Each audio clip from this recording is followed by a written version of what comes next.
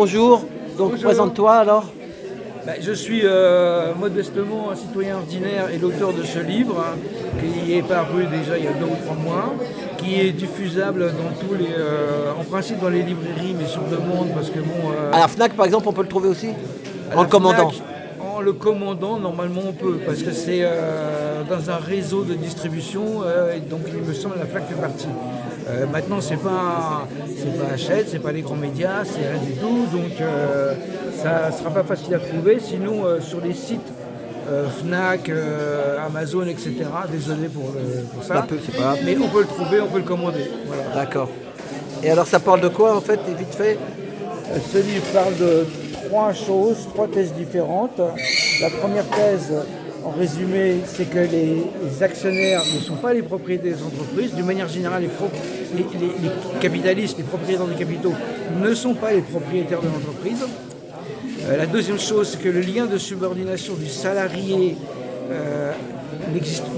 à son employeur n'existe pas. D'ailleurs, le terme d'entreprise dans ce lien de subordination n'existe pas. On parle plutôt d'employeur. Le terme d'entreprise n'est employé que l'expression comité d'entreprise, etc., etc. Mais on parle d'employeur, et l'employeur est un individu ou quelqu'un très indéfini, juridiquement parlant. Et la troisième thèse, c'est que l'entreprise est un bien collectif. Et en tant que bien collectif, il doit être géré comme un bien collectif. Donc ça ouvre la porte à la définition de la gouvernance par les salariés qui sont les parties prenantes essentielles de l'entreprise. Quand les salariés ont le droit de faire ce qu'ils veulent, s'ils veulent un dictateur, ils votent pour un dictateur. S'ils veulent une autogouvernance, c'est quand même un petit peu une position privilégiée. Ça sera pour l'autogouvernance. C'est un peu comme les scopes et tout ça qu'ils faisaient dans le temps. C'est ce qui manque aujourd'hui, c'est que les salariés reprennent la gouvernance du capital, du bien de production. Oui. Parce que, à contrario du capital. mais pas tout seul, parce que les salariés ne sont, comme l'entreprise n'est la propriété de personne, les salariés ne sont pas non plus propriétaires de l'entreprise. Parce que là, l'entreprise, c'était avant les salariés. Il y a des salariés qui restent 2 ans, 3 ans et qui partent. Il y a d'autres qui arrivent. Donc les salariés qui sont dans l'entreprise ne sont pas nécessairement propriétaires de l'entreprise. L'entreprise doit être gérée au niveau collectif, c'est-à-dire par une législation de l'entreprise et sur l'entreprise elle-même. Et puis, dans ce cadre-là, d'ailleurs, dès aujourd'hui... On voit pas ton nom dessus. Voilà. Dès aujourd'hui, l'entreprise ne fonctionne absolument pas comme la propriété et comme exclusive des propriétaires des capitaux. L'État, par les limitations au contrat de travail, temps de travail, salaire minimum, etc., est déjà, entre guillemets, co-gérant des entreprises à ce niveau-là, par le fait qu'il taxe à 30% ou par 30%, je crois, aujourd'hui, les profits. Donc ça montre bien que les propriétaires de capitaux ne sont pas les propriétaires de l'entreprise. Quelqu'un qui est propriétaire de quelque chose a un droit absolu, c'est dans la définition du code civil, le propriétaire a un droit absolu sur la chose. Mais comme l'entreprise n'est pas une chose, du coup les propriétaires de capitaux ne sont pas propriétaires de l'entreprise, puisque ça voudrait dire qu'ils sont propriétaires sur des gens. Et ça, que ce soit dans la Déclaration des droits de l'homme, dans la Constitution, dans les lois fondamentales de la République, nulle part il n'est dit qu'un être humain a droit de possession d'un autre être humain.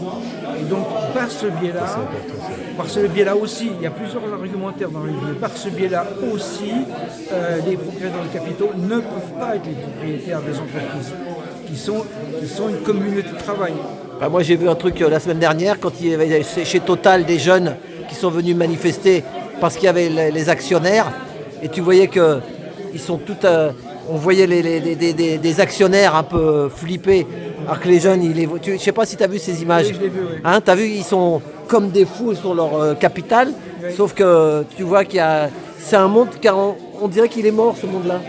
Quand j'ai vu ces gens-là, tu vois ce que je veux dire, les actionnaires là qui venaient, mais laissez-nous passer, on est actionnaires, on veut venir voir le débat. Mais sauf c'était juste l'Assemblée Générale de la Société Anonyme. C'est ça, oui, mais c'est un vieux monde. Je sais pas qu'est-ce qu'il va y avoir derrière. Peut-être que dans ton bouquin, ça dit ce qu'il pourrait y avoir. mais on sent que c'est mort. Même les jeunes, ils ne comprennent pas. Hein. Qu'est-ce que tu dis tout ça? J'ai juste un petit truc, c'est qu'on a un syndicat qui s'appelle le syndicat Gilets jaunes. On a un syndicat Gilets jaunes qui sont créés et ils sont rentrés dans le cadre des réunions préliminaires pour définir les futures élections syndicales. Et ils sont rentrés, ils ont mis un peu les pieds dans le plat et ils ont demandé à ce que Amazon devienne une coopérative de salariés associés. Voilà, c'est ça. Et là, ils sont tombés par terre. Ils vont envoyer les CRS. Ils vont envoyer les CRS. Oui, sauf qu'ils ne peuvent pas. Sur quelle base pourraient-ils envoyer les CRS Et donc ça rentre un peu dans protège ce système-là, l'entreprise et le bien de ses salariés. Oui, mais ça c'est le vécu des salariés, il est à ce niveau-là. C'est l'entreprise dans laquelle on travaille 7 à 8 heures par jour, 5 jours sur 7, je ne sais pas plus, et 218 jours je crois dans l'année. Voilà, c'est quand même, à part la famille, je pense, c'est l'essentiel de notre vie quotidienne. Donc qu'est-ce qu'il y a de plus important que ça, à part la famille? C'est inimaginable qu'aujourd'hui encore on fonctionne sur des clichés qui sont justement le fait de la société des actionnaires possède l'entreprise. Alors c'est pas moi qui ai fait la découverte, je ne suis pas juriste, je suis un citoyen ordinaire. C'est évidemment des juristes qui ont mis ça sur le tapis, déjà il y a une vingtaine d'années, hein, c'est pas nouveau aussi, mais évidemment quand ils ont publié des livres, des revues ou des articles, ça a été quand même un peu écarté, un peu mis comme ça, oui, vous parlez de, etc. Et si vous voulez poursuivre votre carrière juridique, vous avez intérêt de ne pas en parler. Alors je m'appuie donc sur quelqu'un qui a écrit un que sais-je sur l'entreprise. En 1999, ce livre est bien entendu introuvable. Il n'a jamais été réédité. C'est Jean-Philippe Robet. Qui est inconnu, qui est un juriste international. C'est comme l'énergie libre. Il y en a qui luttent pour l'énergie libre et il y en a qui veulent continuer à te vendre du pétrole. Voilà. Alors il est avocat au barreau de New York. C'est dire s'il a été payer le soleil et l'air du vent. C'est ça. Merci. Bravo. Voilà, merci. À bientôt. Merci. Ah oui, pardon. Ah oui, c'est le sien. J'allais le revoir.